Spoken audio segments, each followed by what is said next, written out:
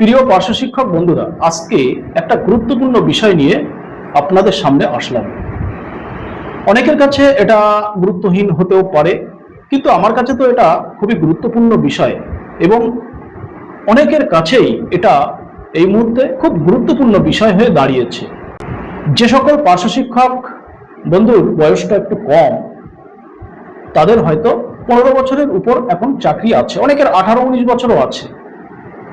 কিন্তু যাদের বয়সটা 50+, 55-56 এরকম হয়ে গেছে, অনেকের 6 মাস 1 বছরের মধ্যেও রিটায়ার হবে। তো এইভাবে আমার মনে হয় 2 থেকে 5 বছরের মধ্যে প্রায় অর্ধেক পার্শ্ব শিক্ষক অবসরের পথে পা বাড়িয়ে আছেন। আগামী 5 বছরের মধ্যে প্রায় 50% পার্শ্ব শিক্ষক অবসর গ্রহণ করবেন।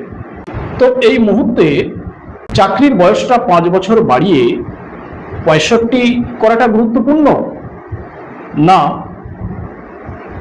এককালীন যে গ্র্যাচুইটি 5 লক্ষ টাকা যেটা গভর্নমেন্ট থেকে ধার্য আছে, সেটাকে দ্বিগুণ করে অন্তত 10 লক্ষ টাকা এই মুহূর্তে করা, এই দুটোর মধ্যে কোনটা গুরুত্বপূর্ণ? কোনটা গুরুত্বপূর্ণ হতে পারে আপনারা নিশ্চয়ই কমেন্টের মাধ্যমে আপনাদের মতামত জানাবেন। তো এই দুটো বিষয় নিয়েই আজকে আমার পর্যালোচনা। আমার প্রতিটি ভিডিওতে কিছু পার্শ্ব শিক্ষক বন্ধু কাতরভাবে আবেদন করেন যে চাকরির বয়সটা বাড়িয়ে 65 করা হোক, 5 বছর বাড়িয়ে 65 করা হোক। গভর্নমেন্টের কাছে এই আবেদনটা জানানো হোক। সত্যি তারা খুব কাতরভাবেই এই আবেদনটা করেন। এই কমেন্টগুলো দেখলে সত্যি খুব কষ্ট হয়, কারণ তারা কোন কষ্ট থেকে বলছেন সেটা উপলব্ধি করতে পারি। দীর্ঘ 20-22 বছর ধরে তারা আধপেটা, এক প্রকার আধপেটা খেয়ে স্কুলে পড়িয়ে এসছেন। নিদারুণ অর্থ কষ্টে, অর্থাভাবে তাদের দীর্ঘ জীবনটা অতিবাহিত হয়েছে। এই কষ্ট সহ্য করতে না পেরে অনেক পার্শ্ব শিক্ষক বন্ধু তারা একেবারে না ফেরার দেশে পাড়ি দিয়েছেন। এই রাষ্ট্রীয় শোষণ সহ্য করতে না পেরে অনেক পার্শ্ব শিক্ষক বন্ধু তারা পরপারে পাড়ি দিয়েছে। স্বাভাবিকভাবে যাদের চাকরির মেয়াদ আর 6 মাস, 1 বছর, 2 বছর, 3 বছর এরকম আছে, তারা চাইছেন যে চাকরির বয়সটা আর 5 বছর অন্তত বাড়িয়ে 65 করা হোক, যাতে তাদের দীর্ঘ জীবনে যে ক্ষতি হয়েছে তার কিছুটা যাতে পূরণ হয়, এটাই তাদের আশা। কারণ এই মুহূর্তে কোনো পার্শ্ব শিক্ষক বন্ধু যারা অবসর নেবেন, সঞ্চয় তো বলতে কিছু নেই, কেবলমাত্র এককালীন 5 লক্ষ টাকা গ্র্যাচুইটি পাবে। কিন্তু সঞ্চয়ের পরিবর্তে পার্শ্ব শিক্ষকদের আছে মাথায় ঋণের বোঝা। এই 5 লক্ষ টাকা পেয়ে তাদের হয়তো অনেকের ঋণ দিতেই চলে যাবে, বাকি জীবনটা হয়ে উঠবে দুর্বিষহ। স্বাভাবিকভাবেই তারা চাইছেন যে চাকরির বয়সটা আর 5 বছর বাড়ানো হোক। তাতে কি হবে, আর 5 বছর তারা কর্মজীবনে থেকে তাদের ইনকামটা জারি থাকবে, তাদের ইনকামটা চালু থাকবে এবং বাকি জীবনটা একটু ভালোভাবে চলবে, এইটা তারা ভাবছেন। কিন্তু চাকরির মেয়াদ এই যে 60 থেকে 65 যেটা চাইছেন, এটা কতটা সম্ভব? এটা কিন্তু অতটা সহজ বিষয় নয়, কারণ শিক্ষাটা চলছে একটা সিস্টেমে। আমরা শিক্ষা দপ্তরের আন্ডারে আছি। শিক্ষা দপ্তরের স্কুলগুলিতে কোথাও কিন্তু 65 নেই। সে টিচার হোক, নন টিচার হোক, কোনো কর্মচারী কিন্তু 65 নেই।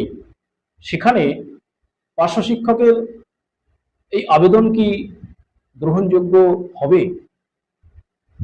আমার মনে হয় বিষয়টা অনেক জটিল, কারণ একই ছাদের তলাতে 60-65, আমার মনে হয় এটা সম্ভব নয়।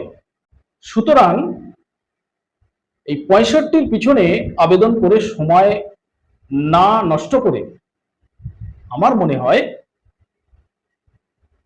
এককালীন যে গ্রাইচুটি 5 লক্ষ টাকা আছে সেটার দ্বিগুণ করার, অর্থাৎ 5 লাখটাকে এই মুহূর্তে 10 লক্ষ টাকার করার জোরালো আবেদন করা হোক।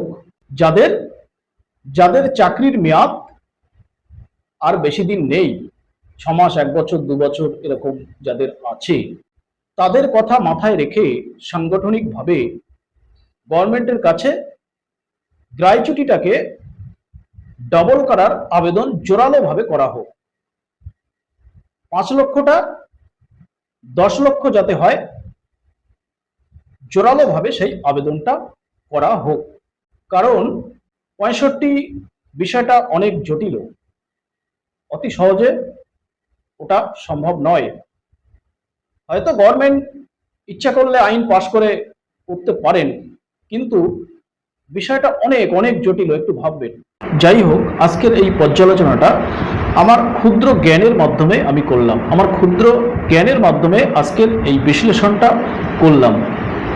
অনেকে হয়তো আমার এই পর্যালোচনার সঙ্গে একমত নাও হতে পারেন, বিশেষ করে যাদের চাকরি প্রায় অবসরের দোরগোড়ায় পৌঁছে আছে, যাদের আর চাকরি বেশি দিন নেই, তারা হয়তো আমার এই পর্যালোচনায় হয়তো সন্তুষ্ট নাও হতে পারেন। কিন্তু একটু বাস্তবতা দিয়ে গভীরভাবে ভাবুন যে বিষয়টা সত্যি জটিল।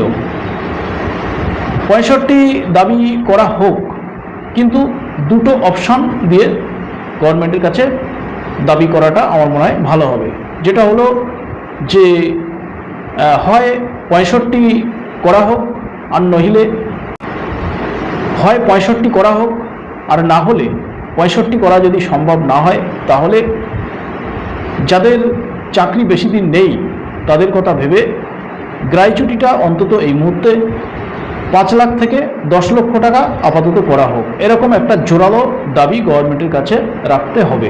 যাই হোক, আপনারা আপনাদের মতামত নিশ্চয়ই কমেন্টের মাধ্যমে জানাবেন যে এই দুটো দাবি একসঙ্গে রাখলে কেমন হয়, এই দুটো দাবি একসঙ্গে রাখলে কতটা ভালো হবে, সেটা আপনারা নিশ্চয়ই কমেন্টের মাধ্যমে জানাবেন।